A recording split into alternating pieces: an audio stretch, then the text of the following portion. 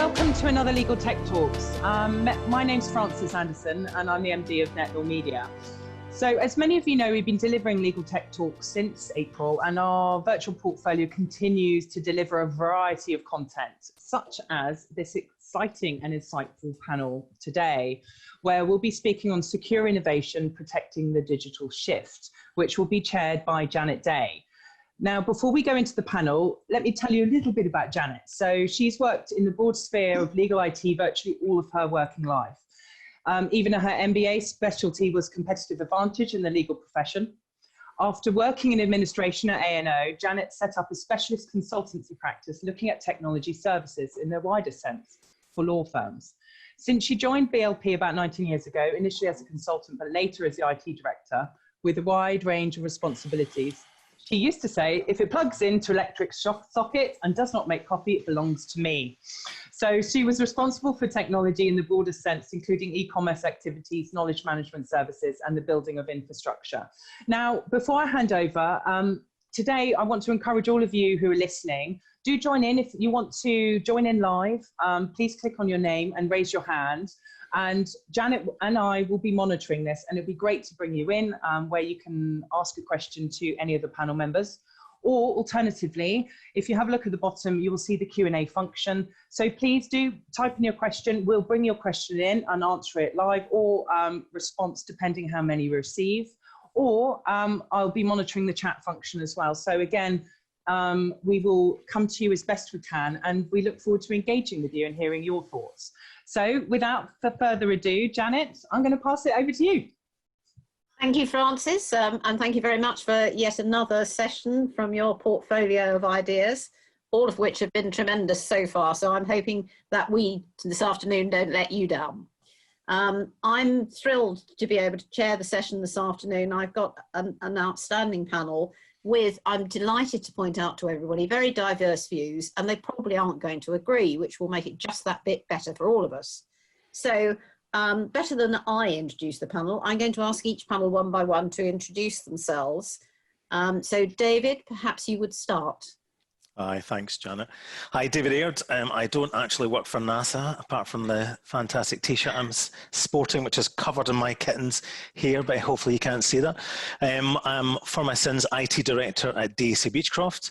Got a real interest in security, which is why I'm interested in this, and also this new way of working that we've all, probably I would say, suffering at the moment, although parts of it are, really good, and hopefully we're going to keep the good things but ditch the bad things. As Janet mentioned, so I'm probably more on the getting stuff done side of things, and we'll be soon handing over to the enemy for that, and my security chums, Fakhim and Perminder, who are coming at it with all their jargon and all their security things, and computer says no, as I like to call them, but anyway, we'll hear from them, I'm sure. Thank you, David. Fakhim, perhaps you would like to introduce yourself now. Not quite sure what to say in response to that. But no, a real pleasure to be here, guys, and everyone joining the call. Thanks for being with us. So I'm Fakhim Afghan. I look after product marketing at Egress Software Technology. So if you're not familiar, we are essentially specialists in intelligent email security. So we're headquartered in London, though we have presence in the North America region and also Europe as well. We have presence in Amsterdam as well. And I think in terms of this panel, what really excites me is just trying to solve a problem that I think just affects everybody, whether you're in security or not. This is something that is unprecedented, and everybody in some shape or form needs to find a solution of some sort. So that's what really excites me about hopefully sparking new ideas, or at the very least, validating existing ideas about how we can do just that. Thank you very much. And then finally, Perminder, perhaps you'd like to spend a little bit of time telling us about you, and very particularly about the journey you've had over the last 6 months. Yes, absolutely. So I'm Perminder Jagdev. I'm Information Security Manager Global for Stevenson Harwood. I definitely have come from that IT background of making sure we're being able to deliver the solutions that the business needs, and then how to move into information security, where for me, it really sits with bringing both sides of that coin together, and especially having worked in the legal industry for majority or most of my career, it's really getting to that heart of what are we trying to protect and who are we trying to protect. And for me, especially when I joined Stevenson Harwood, it was the first week of April. The firm had just gone into lockdown. Had gone into lockdown the week before I joined. And for me, it was also being a new joiner to a firm, a period of uncertainty that I'm sure a lot of people, if not everyone, was going through. But also the certainty of when I joined the firm, my equipment, my laptop, the things I needed to get me into being a productive person working for Stevenson Harwood arrived at my door. And it was the technologies that had been deployed for remote working, for unified communications, and just bringing that business as usual, which security definitely looks at as well from that. If you go back into that confidentiality, integrity, and especially that key part also, which is availability, and making sure that the resources and the information and the systems we need at those points are still available to us. And that's where I see everything really comes together and integrates back in really well for the business. Thank you. And how have you found it, getting to know who you should talk to and who you shouldn't talk to? It's been an amazing experience for me. And I do lean on my background as well. So I've worked from small to global law firms. And for me, you don't always get to be in front of that person that you need to build that relationship with. There is a lot of that remote networking, that remote trust that needs to be built. And with the unified comms that were already in use, I was finding that I was having those conversations and becoming an integrated part of the team. And we wear various different hats depending on which team we sit in, what level we're sitting in. And for me, it was a nice experience just getting to know people over video conferencing. We were experiencing the same thing, as in we're used to having our freedom, we're used to being in the office, we're having those taken away from us, but it became a point that we could actually connect on in saying this is a really odd place for us to be. We're doing everything remotely. And I absolutely love meeting people face to face. And it was actually just last month, was it last month or this month, that I've actually made it into the office for the first time. And I met my colleagues and my peers face to face. And it was one of those quite surreal feelings of thinking, I already know a lot about you. If anything, I feel in the last 6 months, I've built a really good relationship with my peers. And it was just different just actually seeing them face to face. I think one of my first comments to everyone was, you're taller than I thought you'd be. That's the advantage of sitting down. People don't know. Okay, thank you very much for that. And thank you for sharing that experience with us. So we're talking about secure innovation, protecting the digital shift. I just want to explore that a bit with each of you. In my own mind, I always have a question as to whether it's easy to innovate in a secure manner. Does security get in the way of us being inventive, doing things differently? I don't know, David, what do you think? I think it does, and I think it can. I mean, I'm no longer the new boy in legal. I've been at Beechcroft for 7 years, but I've come from, outside of legal and commercial, where it was get things done, deliver for the customer. Oh, actually, what about the security? And then I would defend my erstwhile colleagues here and say, not enough thought about security. And then I go into legal, and this isn't just our firm, but whenever I talk to colleagues, either in the business and other colleagues in other law firms, it seems to be genuinely computer says no and 100 reasons why we shouldn't do something, and when we try to do things in an innovative way, sometimes you've got to, unleash the things, but you can do it in a safe way though. I remember going to a panel years ago where it was called something like IT Defenders of the Status Quo, and this is probably pre 9/11, Crusaders into the Land of the Unknown, or words like that. So it's basically saying about, we have to, along with the security colleagues, defend and protect the environment, the systems, etc. But we're also trying to be innovative and move at pace. And often these things can come smashing together, and I've worked hard in this in DC Beechcroft to probably at times against, the risk people and the security people and things. And now we have a really good working relationship, but it's taken quite a while. And I think hopefully they would say they've shifted a bit, and I've probably shifted a bit as well. So I think you have to be careful, and I think it is a bit of a balance, and sometimes it needs to go one way and sometimes it needs to go the other way, and I think it's for me as a doer to not forget about the security, but the security people to not forget actually we're in the business of making money or profit or whatever it is. And, you know, so it is a definite balance to me, you know, and a bit of a seesaw. Perminder, I saw you shake your head, so you must come in.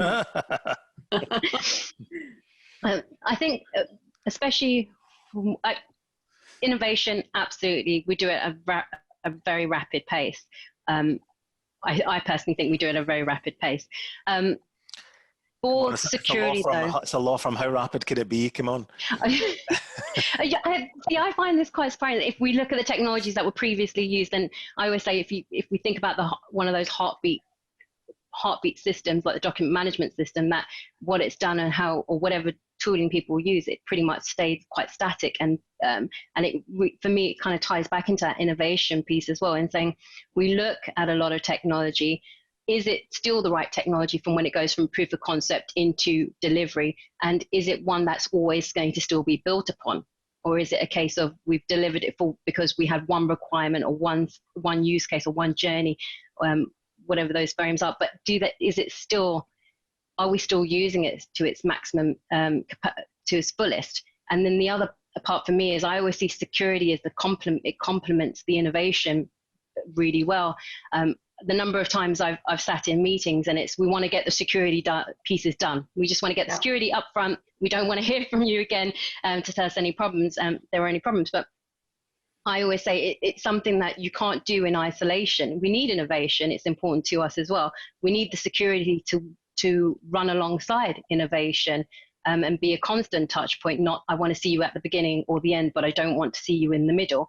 And I sit with that because I always say to somebody, I can't advise you on the full length and breadth of the security that you may need for what you're delivering as a service unless I actually know what it looks like and what it looks like into delivery.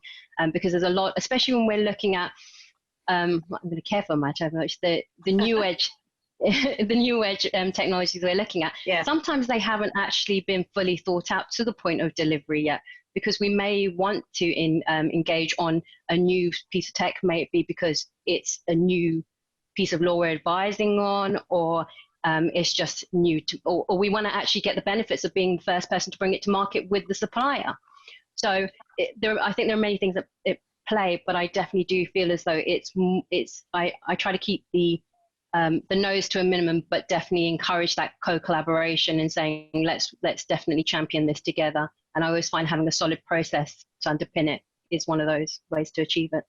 Yes, I hear what you're saying, but Fakhim, thinking of it from your supplier perspective, do you find yourself now being called to be almost a consultant around the security piece, or do people not come to you for advice in this sector? Oh, I think they do, and I think to I guess answer the initial question, certainly from our experience and the conversations we have within our community, security is hindering innovation. But I kind of like to think of it slightly differently, or maybe a bit more all-inclusive. I like to think of it as security versus productivity in general, and productivity from which those innovative ideas, those new ideas kind of flow. So, and I think certainly from who we're talking to, when you put controls in place to keep data safe or network safe or whatever it is, you run the risk of disrupting that flow. So an example, certainly within our world at Egress and the companies we work with, so oftentimes referenced is sort of email DLP tools that produce a lot of alerts, produce a lot of false positives, and they get in the way of the user's experience and what the user's trying to do. And so certainly from where we're sitting, technology needs to step up. We're seeing leaps and advancements in data science, AI, machine learning that wasn't available, say 10, even 5 years ago. And I think if we can fully exploit them, then I think the good news is we can wrap that kind of technology in a far more seamless way with our employees so that we can better balance that equilibrium between security, the need for security on one side, and the need for that productivity, that innovation on the other, and give employees that chance to bring new ideas to the table without the security mechanisms getting in the way. Yeah, I think I tend to agree. I'm sort of slightly, and David probably won't love me for saying this, I'm slightly more in Perminder's camp than I am not. I think we have to learn to innovate in a manner which doesn't put us at risk. And I agree that sometimes that means you have to put the brakes on something, but that is just a part of living in the modern environment in which we live, where increasingly people are looking to law firms particularly to ensure that their data is secured. But I think, move on to think about, go on, David. no, I was just going to say, I don't disagree with that, but I think it's lawyers as well. It's in their genes to argue against things, and it's in their genes to find problems. So sometimes you lose sight of the goal, and I think it's, don't get me wrong, I'm not all about, just doing what you like, but if people can innovate over there, maybe in a sandbox or a safe space, and then I call it productionizing it for sort of the actual market. I remember we had a lawyer, one of our tech lawyers, surprise, surprise, and he was a real agitator. But what I did with him, Perminder, was, keep your enemies, friends close, but your enemies closer. I would go out for him and take him out and sort of wine and dine him and listen to all these moans and groans about our awful security and why do we have passwords, because the government, something now says passwords are bad, you should move to this. And I'm saying, yeah, but our client audits say you must have this length of password, keep it for this length of time and all the rest of it. So, but in actual fact, he would bring innovation to us because he would find a way somehow to get around some of the things. And instead of I could just say no and clamp down on him, which sometimes we did, but I would work with him to say, why is he doing that? Why is he working in that way? Why is he sending files out of our business to work on elsewhere? Shouldn't we provide him with the tools safely and securely to do that? So it's, people, some people are just naughty, and that's what we need the security for. Some people will work around it.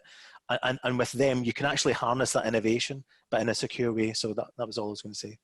Yeah, I absolutely agree with you. And I was just thinking about what you said about lawyers being argumentative. I do remember one young partner in a firm that I worked in walking into my office very early one morning with a look of triumph on his face. And I said, what have you done? And he said, I've broken the security of the document management system. And I said, and you're smiling?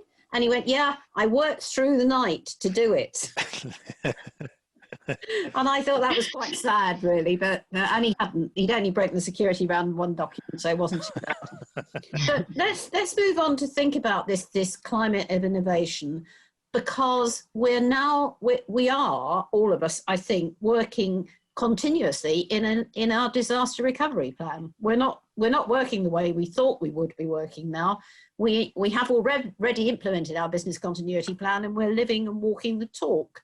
So if that's the case, and I think it almost is intractable that is the case, I think we're now in an environment of emerging threats and greater risk and greater danger. Perminder, what's your view on that? I was thinking back when you said we're in our business continuity mode, because when I joined the firm, absolutely people working remotely was business. It was a lot more of the workforce working remotely, should I say? And there were steps taken, measures taken to bolster that capacity for people to work remotely. And then the idea we're working as in a business continuity mode, but business continuity mode was almost BAU for us as well, business as usual, where we've got space and capacity for people to be in the office, but we're probably, and more businesses are encouraging people to work more from home now. But for us, it's not business continuity, it's business as usual. We're still driving, we're still producing. I think the biggest thing I did see was probably more of a reluctance to make changes whilst people were working remotely. Definitely when I joined the firm, there were certain things, certain scheduled external tests that we were doing, and I pulled them back by a couple of months. One, to also give myself an opportunity to understand the landscape I was working in, because every firm is different. But also, so I could understand firm up knowing what I know, but also to test and to give ourselves time to make sure that we could still do business as usual whilst working with more people working remotely.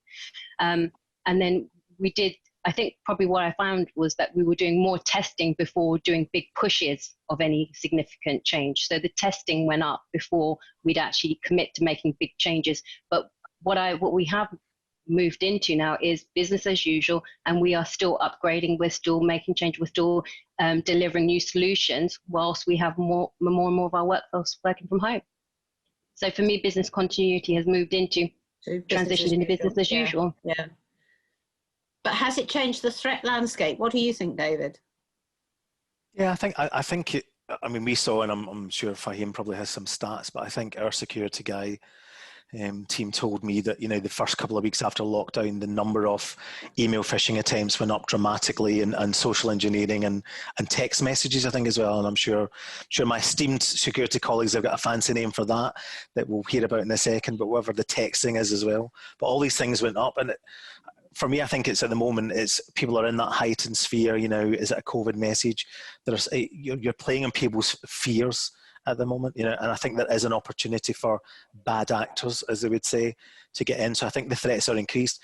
We're concerned about, you know, which I know is one of Egress's areas of specialism, you know, data leakage, printing, you know, so we're working very, very digitally and rolled out a number of systems that we had already begun to use, but the uptake, just like everyone else, skyrocketed on e-signatures and the like, which I now see places like the Land Registry have now adopted after, you know, 30 years of everyone else using e-signatures, you know, so fantastic.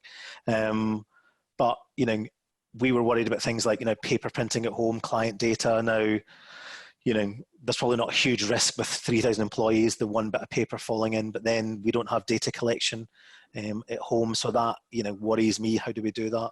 And it worries our security and risk people. So I think there is heightened danger. It's probably similar stuff that's been there, but there's certain, I would imagine, spikes of certain attack vectors. Fakhim will like that. See, I'm quite good with the lingo. I can talk the language. I'm going to hang up, David. I'll leave it to you. I don't have the green pullover. Like I see, they're both colour coordinated in the green pullovers, but there you go. But anyway, so yeah, I think it has increased, but it's probably stuff we've seen before, but just a lot more of it. So Fakhim, do you have some data about this? Yeah, I do. Thank you for teeing me up. I think certainly from our perspective, you know, remote working clearly, to a large extent, is likely here to stay for the foreseeable future. And, you know, as we get caught up in an inevitable, you know, we as employees, we're caught up in a 24/7, 365 work environment. The lines between work and home life are significantly blurred. And we're becoming fatigued. We're working around the clock. We're rushing to send emails, often from a mobile device in whatever corner or of the house or apartment, whatever time of day or night, and it's heightening the risk of a security incident happening. So some fascinating data that was released just last month, so fairly hot off the press, via our friends over at Arlington Research. We actually partnered with them on the project. It was an interview with, I think, a base of nearly 540 security, IT, legal, governments, leaders, DPOs and the like. And what was fascinating was the fact that email security incidents are happening with an accelerated frequency. In fact, the data uncovered that a security incident is happening on average every 12 working hours. And it's not necessarily through any fault of our own. As you know, as we say, as employees, we're becoming under unique pressures now, distractions around the house. I've got 2 very young children, which keep me, especially my wife, very busy.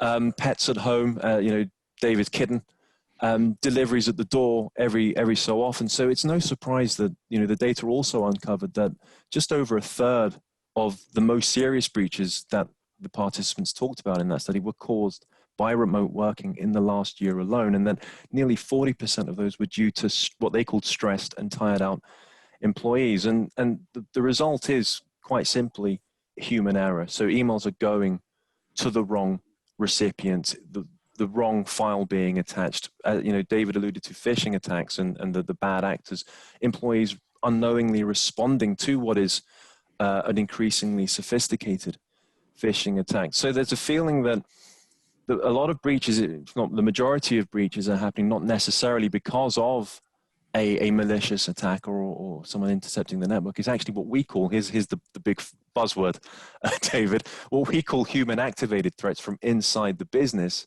that are now actually putting sensitive data most at risk. And no doubt remote working is compounding the issue. It's exacerbating the problem. Certainly that's what the data tells us. Human activated, that's much better when I say, what have the Muppets done now? I'll keep that in mind for future reference, David. I got this email, it was in Russian. I don't know anyone that's Russian, I don't speak Russian, but I clicked on it and downloaded the thing it said to me to download.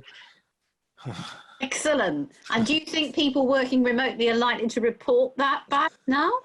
Well, silent about it. The feeling is, in the same study, I haven't actually got the stats to hand, apologies, but the overall trend so far is that people aren't necessarily reporting them because of a couple of factors. Number one, mainly a blame culture, and I don't know what the panel think about that, but the intended, the resulting effects. I mean, we uncovered a very interesting trend that nearly half of the incidents reported resulted in employees being disciplined, and I think just around a quarter were actually fired. So there's that fear of reporting that we think is resulting in a lack of reporting of these incidents. But I don't know if the guys have some anecdotal evidence to support that.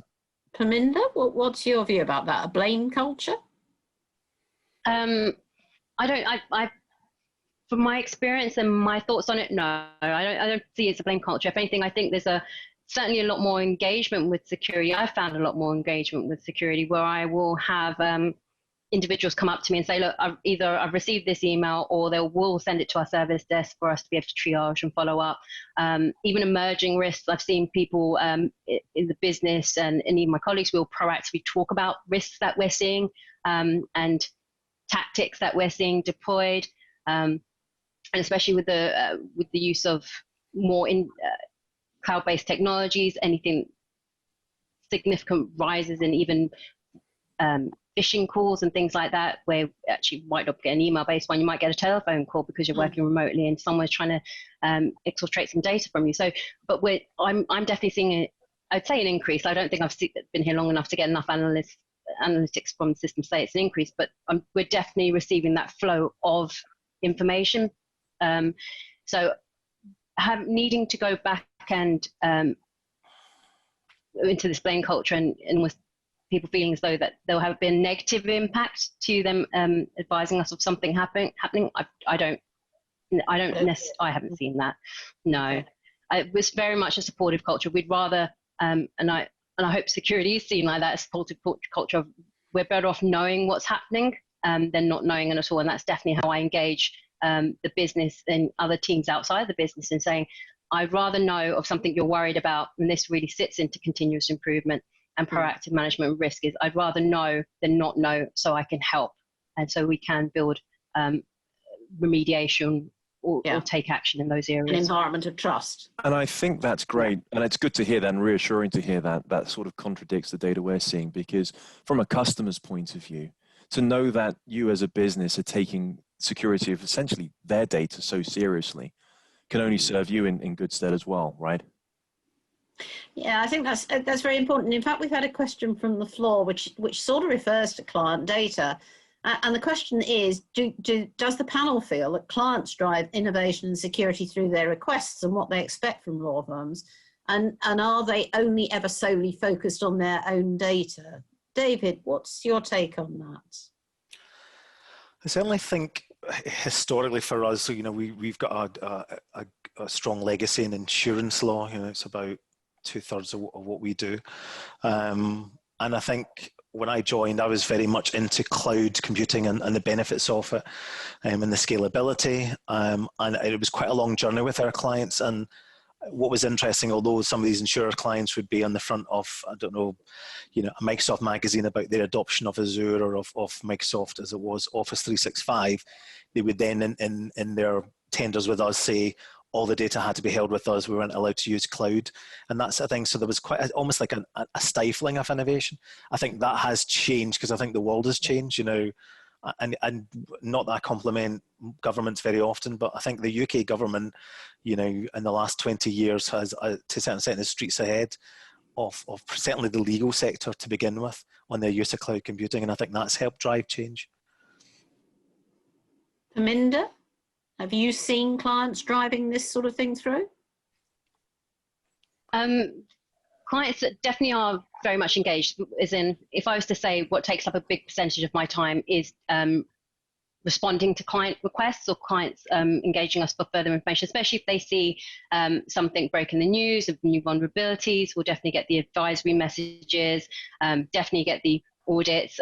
Some clients do a lot of online questionnaire type basis audits, and some on-site, less of the on-site obviously during this period. But yes, definitely seeing a push from clients, but also tied with the innovation side of talking about technologies that could be used or deployed. And I wouldn't necessarily say it's a requirement through the contract, but definitely around those monitoring and detection technologies. And this is just where we have to be quite pragmatic around the size of the business and what we actually deliver as a service back into our clients. And it's matching the technology to what we're trying to protect, to what our clients' expectations are, because we also have to model it on what size firm and what capabilities and what resources do we have to play with. And if I can jump in there just to ask you, because we see that a lot, but I would say it's more the requirements rising than true innovation. So we get very prescriptive things. You must have CM, you must have this, you must have that. And like you, sometimes we're like, well, we could buy a system that does that, but that's another £200,000. This client only brings in 300. So, we sort of, give them an answer, but we say we're looking at it, but not just now. So the requirements are certainly getting higher, but I'm not sure I would particularly, for me personally, I don't know how you feel, call that innovation, because they're quite prescriptive of what they want you to do, that I find. Yeah, that's been my history with this. Fakhim, do law firms come to you to sort of seek out, are there things they're not doing they should be doing, changes that they should be implementing just to be different, to be ahead of the pack? So to an extent, I think it's a great question. I think that it's about, I guess, as you pointed out and alluded to, security becoming a competitive advantage for them. So maybe not so much about driving innovation, but driving, and I think it kind of ties in with what David was just saying there about these increases in requirements, not necessarily innovation. I thought was very interesting, because the more we can cater to those requirements as business, this isn't just for law firms, right? This is for all businesses in all industries. The more we can cater to different use cases or requirements across our customer bases, the more of a competitive advantage we can have. So I think at a high level, we are seeing law firms coming to us because of a specific requirement they have from their customers that we can help support. And it's delivering a competitive advantage for them, whether it's secure data, whether it's, mitigating the risk of a misdirected email, whatever it might be. It's about serving those requirements and delivering competitive advantage. Okay. And while you have your moment in the sun, Fakhim, we've had a question from the floor which says, you say data breaches from email are increasing since working from home, but how can firms see that within their own organisation? So, I could answer that with a blatant advert for something we just released. I was going to say, buy our software. One of my own colleagues on the call, because they set me up. But I won't do that, guys. But I think it goes back to the whole point around advances in technology, what we can do to monitor that.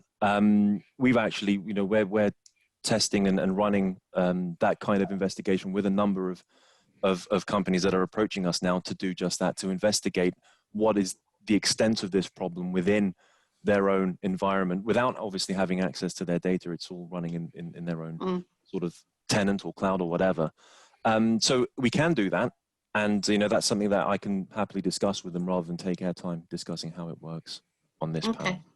Okay, thank you. So accepting that we think, and I doubt that our thought here is original or unique, that this remote working environment in which we operate is here to stay in one form or another.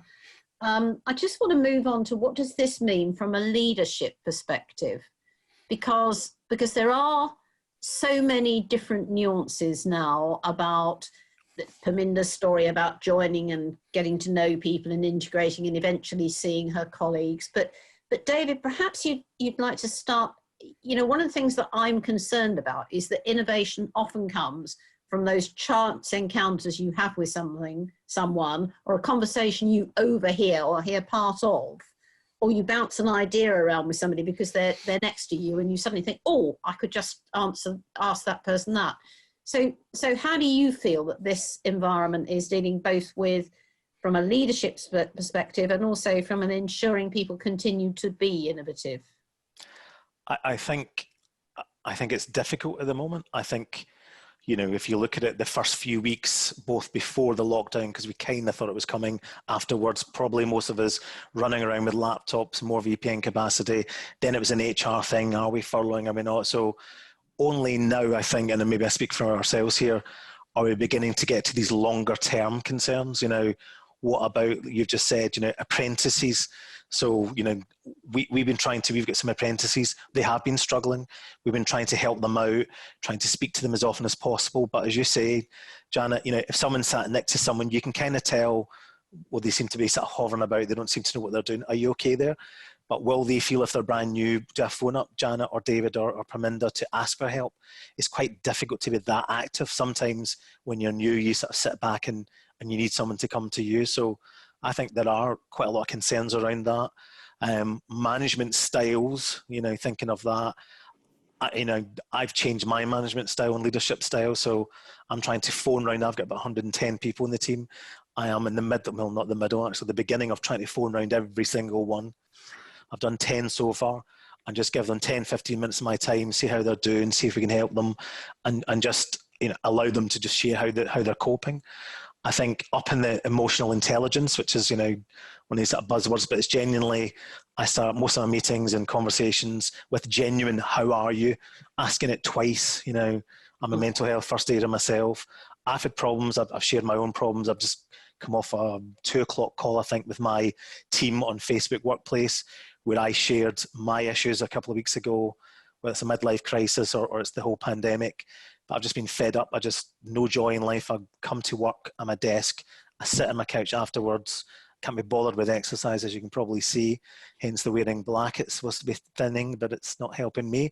You know, so I've just been fed up, and so I've just shared that with them and also with our company, you know, just so that people can see that we're all struggling. And the amount of people I've spoken to on the back of that who are all saying they've got problems, they've got issues, and never mind, you know, the junior people, the lack of ideas, the collaboration.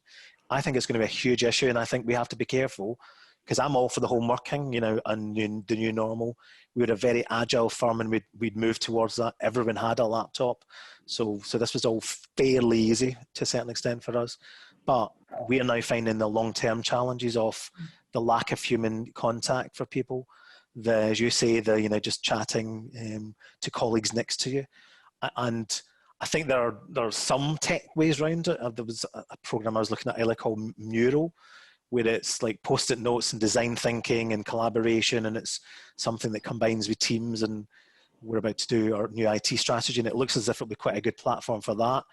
But I don't think you can replace human-to-human contact with a system, and that's from an IT professional. I think you have to, to a certain extent, be together at some point with someone. You know, that's just my thoughts. No, I think they're very relevant, David. Fakhim, thinking of it just not as a law firm, just as any organisation, what do you think the challenges are around this? Well, I think David's touched upon quite a few of them, to be honest. I think especially the whole mental health aspect. You know, it was mental health, World Mental Health Day on, was it Saturday? There's a lot of awareness going around about it at the moment.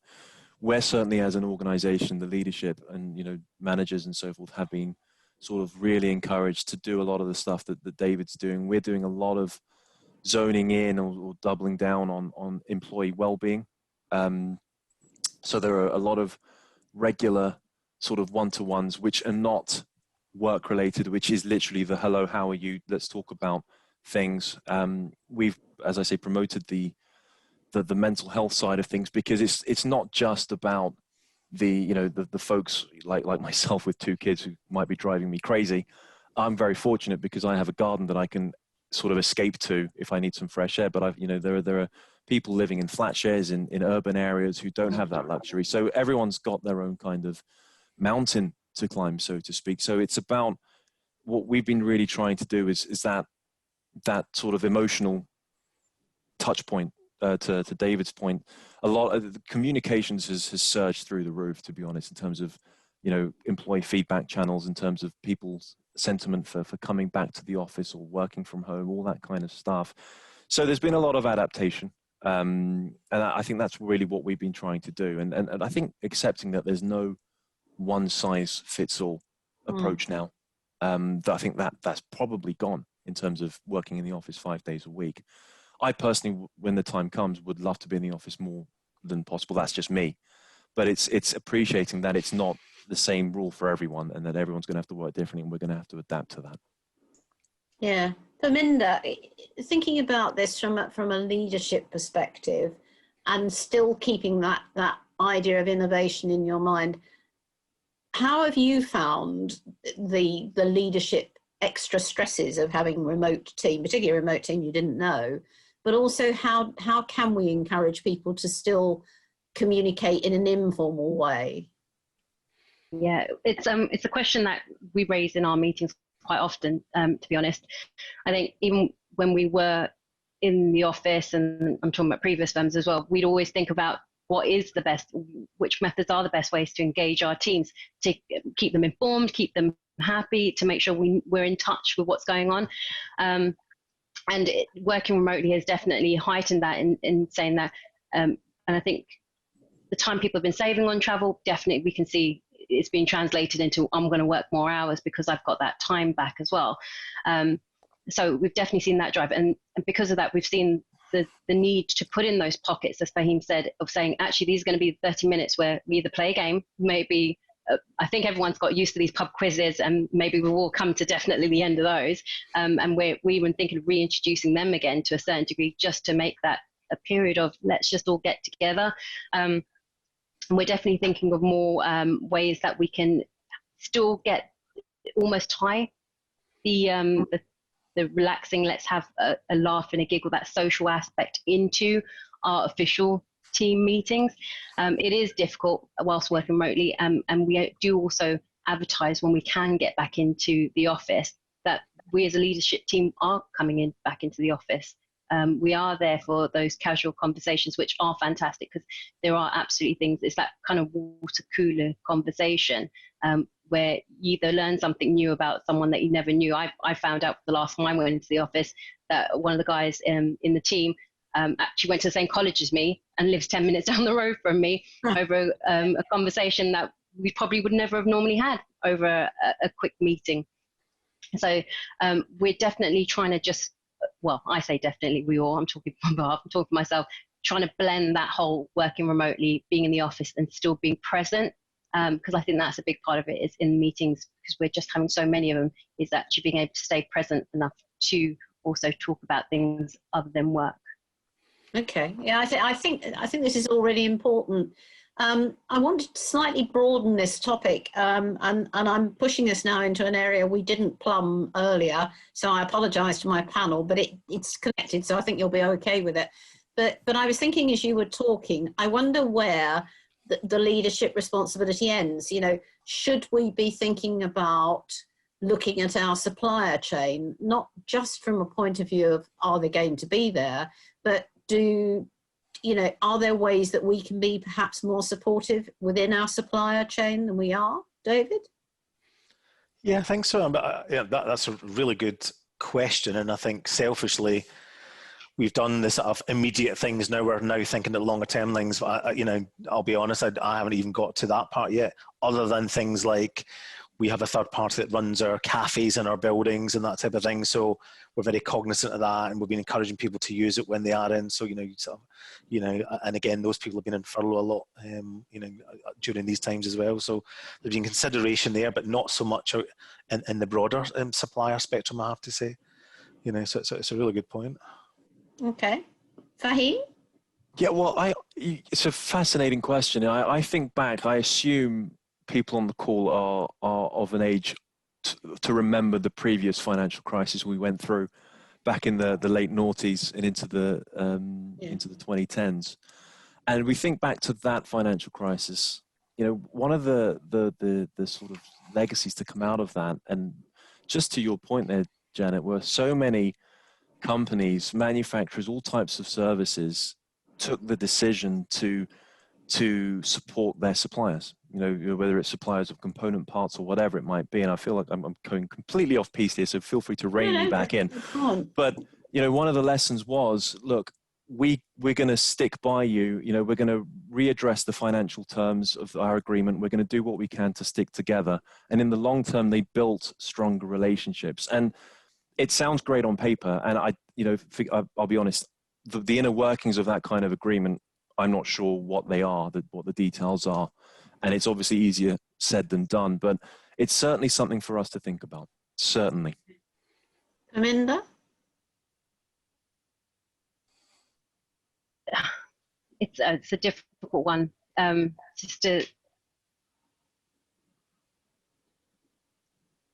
Sorry, I'm just Okay. It's it was something that came into my mind as you were all talking about, you know, the leadership responsibilities. Was I was starting to think, I wonder, you know, how many of us are looking through the supply chain to think about it. I think, Jana, I would just add on that, just, you know, because it was a bit of a curveball, but I'm just thinking, you know, what Fakhim said, it's a really good point. I think, if I'm honest, myself and our team were guilty, and probably a lot of us did this, was, right, well, we're not going to be printing much, so let's go and speak to the printers, and we're not going to be traveling much, so let's go and, but it was more from a very selfish perspective, you know, of, well, what's in it for us? I don't think, you know, we've had longer term discussions on, because it's, you know, everything was a bit short term, you know, so I think probably let's be kind to ourselves. We were very short term of the moment, but I think you're right, you know, just, I mean, I don't look after our travel, but even thinking ahead, you know, do you know, I don't know, buy credits for when we do start to travel in a year's time to keep them in business? You know, there's certain things you could do, can't you? And you know, be it buying air miles with British Airways or something to keep them going, or Avios, whatever it's called, you know, so it's things like this just to help each other out in the whole ecosystem, because it doesn't do us it harms us all if we have less choice and less supply. Absolutely. Yeah, and it harms us all, really, if we have an increasing number of people who are not fully employed and engaged, because you know, we as societorially have a responsibility to them as well. But I want to move us back in the last few minutes just to this point around innovation and the potential for conflict between doing things differently and doing things in a secure manner. And I wonder if each of you would like to spend just 1 minute saying, what would you do to encourage your team to think about doing things differently, and how should they be approaching this in a way that doesn't breach or damage potentially security? So, David, perhaps you could start on that. I think, you know, the title of the session, so it's about, I think we've got this really good opportunity at the moment, but I am also a realist. You know, so some people are like, things will never be the same again. And I get it, and I agree to a point. So I think for me, it's both personally and for the firm and for society, is capturing the good things of this. You know, so I would personally like to work from home even more than I was, and we were very flexible, but I don't want always to be at home, you know. And then I've got other colleagues saying, I only want to come in the office once a month. That's kind of fine if you've created that ecosystem and you know everyone to a point. Perminder's new, you know, so if you want to do that, then fine. But I'd be saying, well, actually meet the stakeholders, be in the office sometimes. And if you want to do that in a couple of years or a year, then fine, you know, and let's agree a happy medium. Because the same guy that's telling me they want to come in once every 30 days also has an apprentice that I think we need to look after, you know, and not even from a formal, you're the mentor, just from we are colleagues of that person. We need to help them through their career and to learn from us and things. So it's, you know, it's fine to do online learning and things, but it's not the same as chumming up with people in the office and growing personal relationships, you know. And I know that some people have always worked remotely. I remember an old head of operations of mine, that was the first job he'd ever met. He'd worked in HP, I think it was, or something. He had had a remote team for 10 years. He had never met one of them, you know, global team. And I just found that extraordinary, you know. Not once did they get together, not once did they only knew each other from teleconferences. Personally, that's not something, I mean, you know me, Janet and Francis, and things. You know, I get my energy from other people, you know, so that's probably why I'm suffering a lot at the moment, because I'm always busy, I'm always meeting people, and it's great that I'm not getting interrupted, but I don't have that ability to bounce off people. So I think it's harnessing the best things that are going on just now, and making them sticky and stay. And then obviously, you know, wrapping that with a security layer as well, you know. And for me, it's interesting. I've you know, everything's a learning point. Fakhim spoke earlier about making sure you've got an environment whereby people come to you to say, whoops, I've done something silly. And I think, and Perminder spoke about it, I think that's right. But I've actually been bearing down in our business a little bit on, you know, I feel that people don't care when this happens. Repeatedly in our phishing tests, some people have failed 4 times in a row. You know, to me, that's moving towards unforgivable. You know, I'm not saying we fire them, but they should be censured or something. But then I'm thinking, actually, whilst I push for that, if that was to discourage people from letting us know, that's a really bad thing. So I think, I mean, that's one of my learning points as to how I solve that question about taking it seriously, but also not smothering that atmosphere of honesty and transparency. It's just a few random thoughts from me. I think that's quite helpful. Perminder, how are we going to encourage innovation? See, I'm still an advocate that innovation is there across the board with security, because I think for us to be progressively moving forwards, we are looking at technologies. We're rapidly looking at technologies, and security definitely doesn't want to be left behind. And we are also, security also has its own technology to help us bring security into the forefront and be supportive in the background, so you don't see it, because also security should be that warm, I like to hopefully call it a warm hug, that you know it's happening behind you, but it doesn't interfere in what you need to do, but also it's at the forefront and saying, actually, there are certain technologies that also can have a security banner that are there, that you're visible for you to be able to see and interact with as well. And that could also be those, I think the most common ones people will see is more around when people are sending emails, are you doubly sure is this the right one, or is this a legitimate email that you should be reviewing and you should be interacting with. So I think innovation isn't just outside of security, because we're all trying to make things better. We're all trying to bring something new to the game as well. And I think it works best for everyone that looks at technology and utilizes technology to be working collaboratively together, because the more we are working together, and I always say this because we measure risk in different ways depending on which team you're in as well. So it's understanding what we're doing and bringing together. Well, technology sits in lots of different teams. That's where I was going off in that vein. It could be a marketing team, it could be a HR team, it could be an accounts team, it could be an IT team itself, or an innovation team. We're all looking at technology, and it's just really making sure that we're complementing and joining together on them. And I like to hopefully see that security weaves its way throughout. Yes, I can see you would think that. So we've had a couple of comments from the floor, which I think are quite interesting. One, Jazz has said that a lot of organisations at the start of knockdown had knee-jerk reactions invoking force measure and cancelling orders, taking some SMEs in emerging economies out of business. And textile, oil and gas industries are great examples, he says.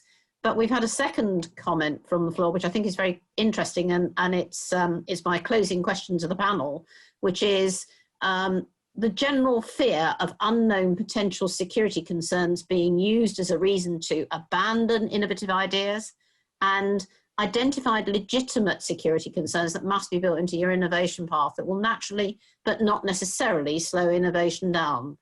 And this anonymous attendee would love to hear your thoughts on this. So I'm actually going to ask Fakhim to come in on this and just make a comment about whether you think potential security concerns are used as reasons to abandon new innovative ideas. I was kind of hoping you'd go to someone else first, Janet, but I'll give it a go. That's a great question. It's a superb question. So I think from where I'm sitting, I think what I'm seeing within our community, yes, we're seeing that. We're seeing the focus on security first and foremost. I think I agreed with some of what David said at the outset in terms, especially in the legal field. who we're talking to today, putting security first. And that is, I guess, the reason to the comments I made at the start, stifle or stem that flow of ideas and that sense of productivity. So, the examples we hear a lot are putting in place very, dare I say, clunky, slightly outdated encryption tools, for example, that almost enforce a user in their flow of productivity, or whatever you want to call it, to leave their working space to a separate portal, a separate hub, or whatever you want to call it, just to send an email securely. So for me, certainly within our world, we see that as a way in which security is coming first and is sort of stopping people from being innovative, if that makes sense. Okay. David? Yeah, I think I would actually put out the hand of peace to Perminder on this one and say that I think, whilst I probably personally wouldn't put security first, I'd put it a close second. So, we're in the business of making money, most of us. We're not a charitable enterprise, but I literally would be, for all I'm saying, the security people now, I think, are the first people I would call at the beginning of a project. But I'd also be saying, let's think on certain projects that we're trying to be nimble and agile. So give a little bit more leeway in this one, and we won't make it customer facing for now. But when we do, then we'll wrap more around it. But and I think it's just being pragmatic, and having the same approach. Someone earlier talked about the SMEs, to give an SME a 400 question security questionnaire, is that appropriate? It's probably appropriate for iManager, Thomson Reuters in the legal space, but maybe not for, someone that's coming in to do a day's work to upgrade a server, but occasionally in certain places we fall into the trap of using the same method. So I think for me, it's pragmatism and generally putting security, maybe not first, but a close second. How about that, Perminder? A peace offering. That's fine. I was just saying, run them together. Okay, right. Well, I'll be half a second in front of you. I used to be quite a good runner, so. So, Perminder, just to close this down, have you ever found you being blamed for a project being stopped? You security, not you personally. I may have heard it when someone tries to begin with saying it's security, but it doesn't end with security being the reason why a project necessarily closed down. For me, and I have definitely heard those noises, but what has helped, maybe not subdue the noise, but definitely ease that relationship is, and I'm hoping people will enjoy this one when I say it, but is having a process that's repeatable to be able to support that relationship. Because, and absolutely to what David said as well, is in being pragmatic, and that goes to understanding the risk. What risk does that supplier, what risk does that bring into the business? What are we trying to manage here? And then having that robust process. So we have different variations of a supplier due diligence process, as in, if this is a high risk one, then yes, we will cover every single aspect we need to. If this is a low risk one, then we will take a lighter touched approach to being able to streamline the process. So absolutely, it's understanding the business, understanding what we need to do, and that's absolutely what security, a big part of security is understanding what we're trying to protect. Yeah. Well, I think we've achieved a lot in this hour. I didn't expect to see David holding out an olive branch to security, so well done and conversing. I think she agreed with me in the end, and that's why I'm taking this as. So I'd like to thank each of my panellists, David, Fakhim and Perminder, for being so proactive and so enjoyable to work with today. And I'd like to thank NetLaw Media for putting on this event. It's been a pleasure working on it.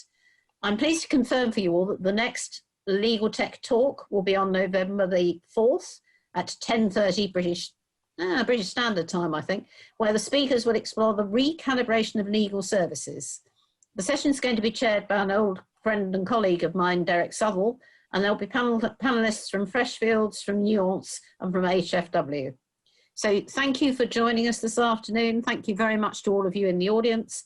And don't forget to subscribe today and join future discussions. Good afternoon to you all. Thanks, Janet. Well done. Thank you all. Everyone. Take care. All the best. Ciao. Bye.